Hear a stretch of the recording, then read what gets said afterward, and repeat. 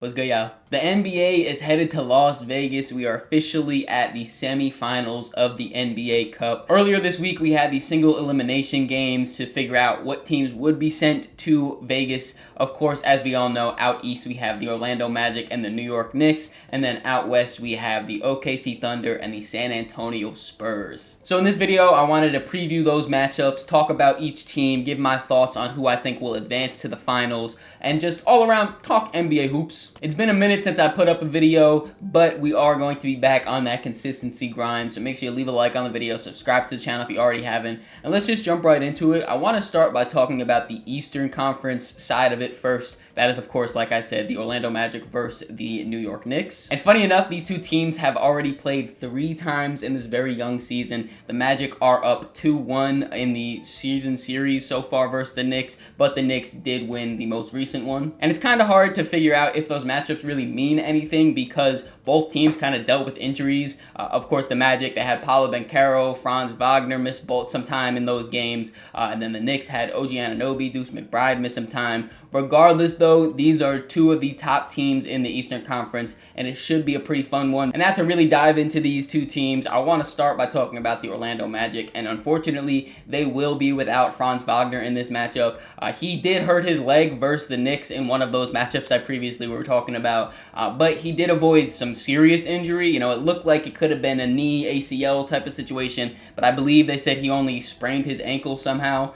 So shout out to Franz. Hopefully he gets back soon and is fully healthy. But regardless, he will be out for this game, and that does suck for the Magic because he has been incredible for them so far this season. They will have Paolo Banchero, who came back from injury somewhat recently, and, you know, unfortunately for the Magic, it seems like they can never get both of these guys to be healthy at the same time. The last, 2 seasons, it feels like Franz will be healthy, then Paolo will be out, then Paolo comes back, and then Franz goes out, and then they just kind of alternate back and forth. But the real X factor that I see coming into this game is Desmond Bane. He started off really rough, but as of late has been incredibly good for the Orlando Magic and has been looking like the exact player they traded for when bringing him in. For years now, the Orlando Magic's biggest issue has been their offense, more specifically their outside creation and shot making. Desmond Bane has really been filling in that big void that has been missing in that aspects of it, knocking down threes, being a off the dribble type of guy or a catch and shoot. You know, he's also driving the basketball a little bit too, which I've always thought he's been an underrated driver.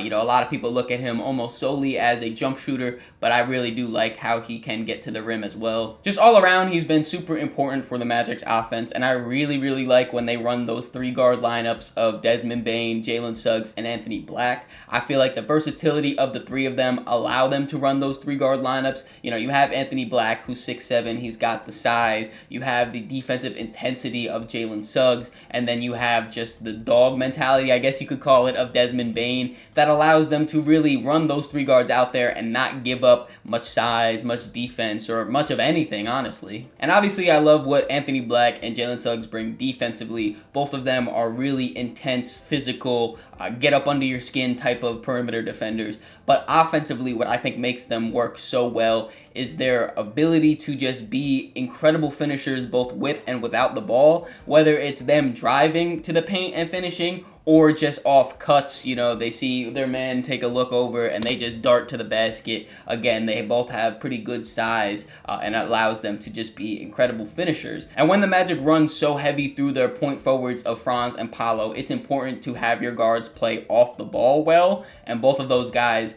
despite not being knockdown shooters, have really been able to be effective off the ball. They've also been having good years from a bunch of their players, like Wendell Carter, rebounding and shooting the ball, has had a pretty good season.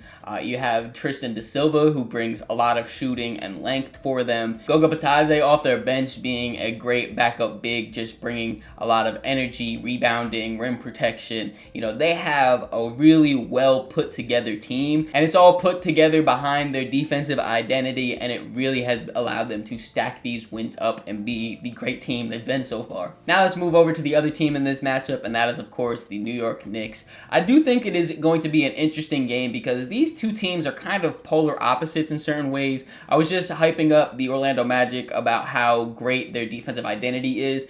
The Knicks, however, have been one of the more high-powered offenses so far this season, so it's going to be a good old classic defense versus offensive type matchup. And of course, the Knicks offense is led by their engine, Jalen Brunson, who has been having an incredible season. His elite level shot making has just been just that, elite. You know, I know Jalen Brunson has been kind of on the scene for a while now, and everyone knows that he is one of the better shot creators in the NBA. But this year, watching him, it seems completely different. Every time he takes a jump shot, no matter where it is on the floor, I have high confidence that it will be going in. And it's not just a shot making, it's a shot making paired with his dribbling and being able to get to whatever spot he wants. You know, he loves getting to those elbows right at the free throw line, getting to the rim. Of course, once he picks up his dribble, he has all those pivots and up and unders that he loves to do. His three-point shot has looked absolutely incredible, both off the dribble as a pull-up or a catch and shoot, which he's been getting a lot more looks this year under Mike Brown. I know Cade Cunningham and the Detroit Pistons have been having an incredible season out there in Detroit as well,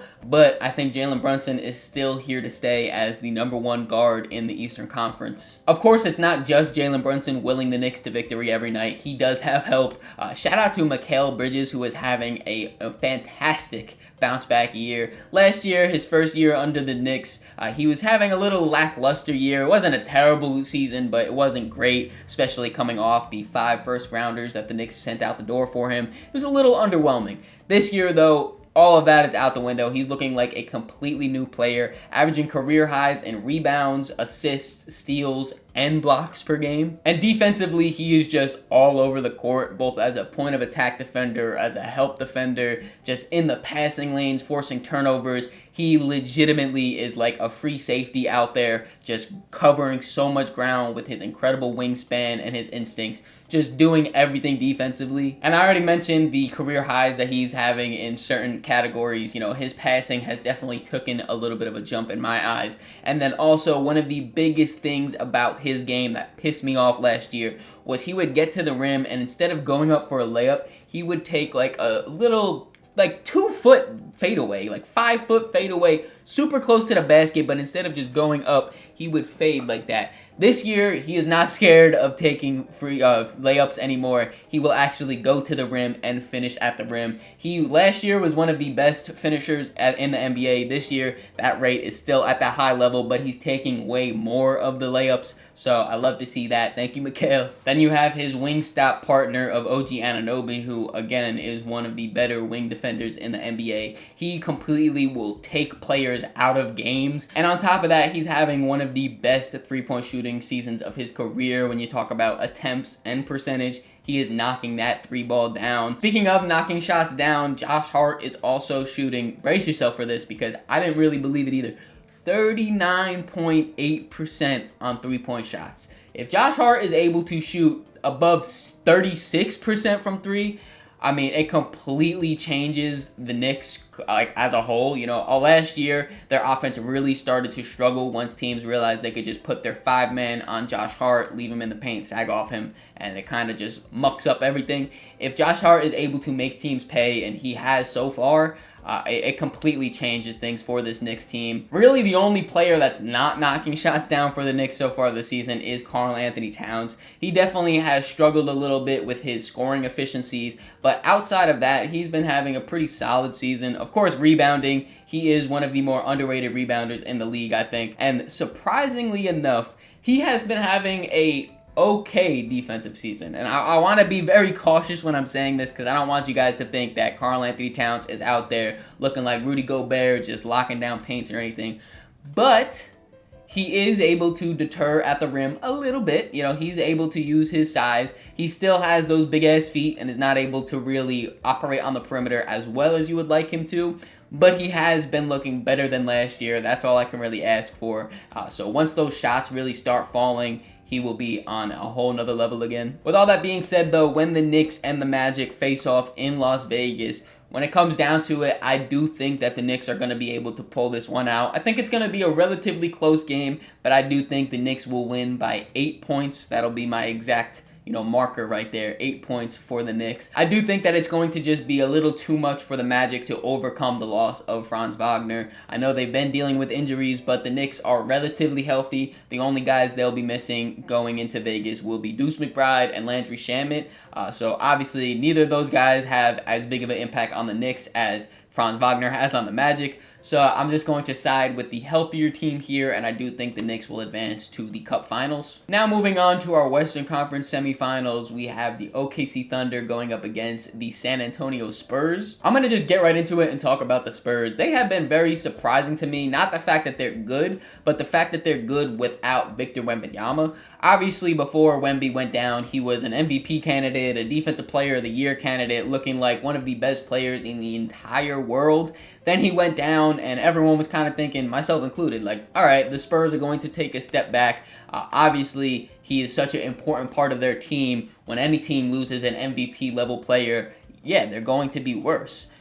The Spurs, though, no, they didn't really look that much worse. They went 9-3 without Wemby so far, and it is looking like he will be returning in this Saturday game. Hopefully, he does end up playing in this game. I have missed watching Wemby play basketball so much. So, it should be dope if he's there. If not, though, like I said, the Spurs have kind of proved that they are a good team even without him. If you guys remember, the Spurs started off 5-0. They looked incredibly good. And there was a very small group of people on Twitter saying, yo, the Spurs don't even need De'Aaron Fox. We got Stephon Castle. We got Dylan Harper. Trade him and try to figure something else out. We don't even need De'Aaron Fox. I was not one of those people, and I think that De'Aaron Fox has kind of proven to everyone, including those people, the Spurs do need him. De'Aaron Fox is quietly having one of his better seasons of his career. Obviously, when you look at the statistics throughout his career, he's averaged more points, he's averaged more assists, but the efficiency and just the poise that he is playing with, he looks like he is having one of the best seasons of his career. Obviously, he's always been one of the better inside the arc players, whether it's his pull-up mid-range game, getting to the rim, his playmaking out the pick and roll, whatever it is. If De'Aaron Fox was getting downhill, it was going to be pretty rough for your defense. But on this season, he has even elevated his game more to add the three-point shot. He's shooting 38.8% from three, and it gets even better when you look at his pull-up percentage because he's shooting over 40% on pull-up threes.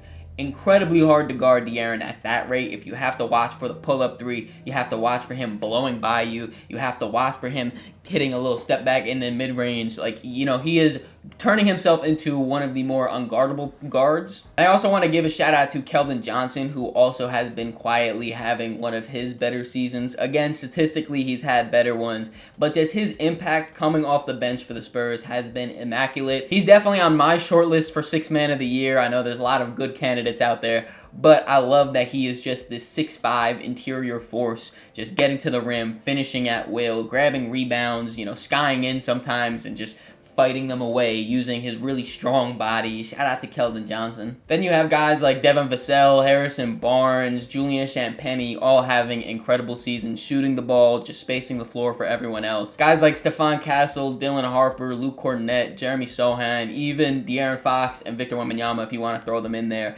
all have missed time throughout the year. All have looked good when they're playing, but again, all have missed time.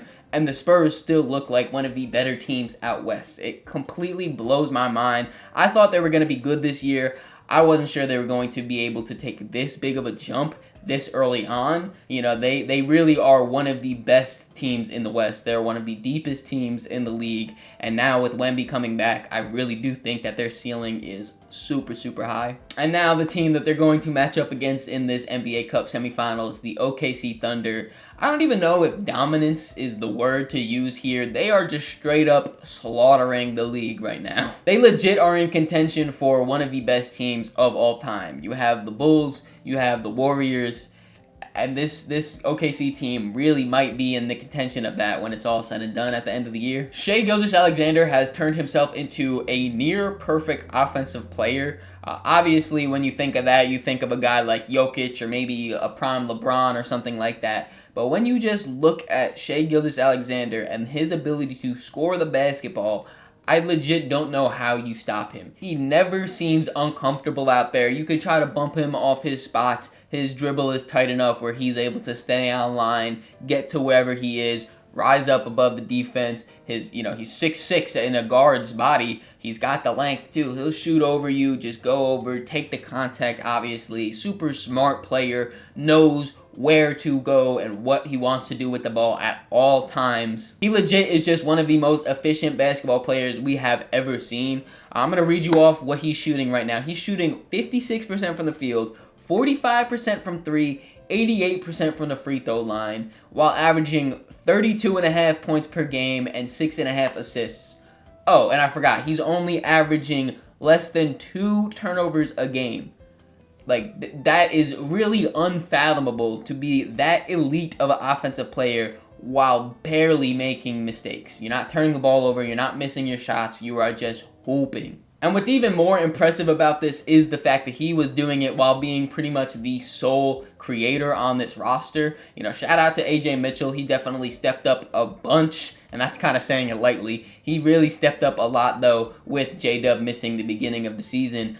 Besides Shea, it was pretty much just AJ Mitchell as a creator, and obviously AJ really broke out kind of out of necessity because they didn't have another creator. It was pretty surprising when I saw it, but AJ Mitchell has the highest points per game on the Thunder outside of the big three. When it comes down to it, though, their physical defense is really what makes them special. They are one of the best defensive teams that has ever been created in the history of basketball. Whenever I get to this point where I'm just listing off names, it blows my mind every single time for the Thunder, because obviously down low you have your 2 rim protectors of Chet and Isaiah Hartenstein. Hartenstein will be missing this game more than likely, but still, when they're healthy, they have both of those big guys to either hold down the paint together or individually swap them out, whatever. Both of them are able to protect the rim, move their feet, guard pick and roll, do pretty much anything you want from a big man defensively.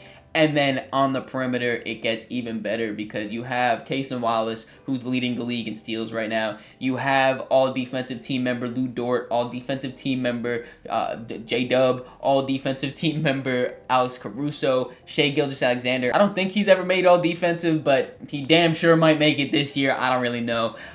They just have countless elite-level defenders that will get up under your skin, poke the ball loose, get in those passing lanes, block you at the rim, switch. They always are showing high effort, high intensity, and that leads them to have a lot of these big blowout victories. They are consistently beating teams in 3 quarters. Sometimes they do it by halftime where they already have beat the team basically and they're up by 40 or whatever. Last game against the Phoenix Suns, they beat them by 50 points. I think it ended up being 49, but you get what I'm saying. They are, again, not even just dominating, but slaughtering the league right now. So, this really shouldn't be too much of a surprise, but I do have the Thunder beating the Spurs to make it to the Cup Finals. So, my prediction for the Cup Finals will be the OKC Thunder versus the New York Knicks. Honestly, if there is any team or any player to take down this powerhouse of the Thunder, I would probably say it could be Wemby. I do think that he is able to do basically anything on the court. So, it's a big ask to have him do this in his first game back. But, you never know. It should be a fun one regardless. That does it for the NBA talk section of this video. So if you're here for just that, thanks. Make sure you leave it a like, subscribe, all of that. But I do really quickly just want to talk to you guys that watch my videos consistently, are a fan of me or my channel, whatever you want to say. Sorry for the unannounced break. I took about a month off so far in this season. I don't really have a specific reason. I was just not feeling too motivated to make videos for the channel. There wasn't really anything that I was dying to talk about in the league. So I just was kind of sitting put. I don't want to make uninspiring or uninteresting videos for you guys. So I figured I wouldn't go out there and do it. But I do really appreciate all your guys' support on these videos. If you ever have an idea on a video you want to see, make sure you leave it in the comments below. I will love to really talk about whatever when it comes to basketball. So I do think that I will be a little bit more consistent going forward throughout this season, dropping content. I don't know if it's going to be twice a week, once a week, 3 times a week. I don't really know. But I do think that it'll be more consistent than just a big month-long gap. Hope you guys enjoyed this video, though. Make sure you leave it a like, subscribe so you don't miss the next one. In the description, there's links to all my social medias, so make sure you follow me on all those to keep up to date with me. Catch ya.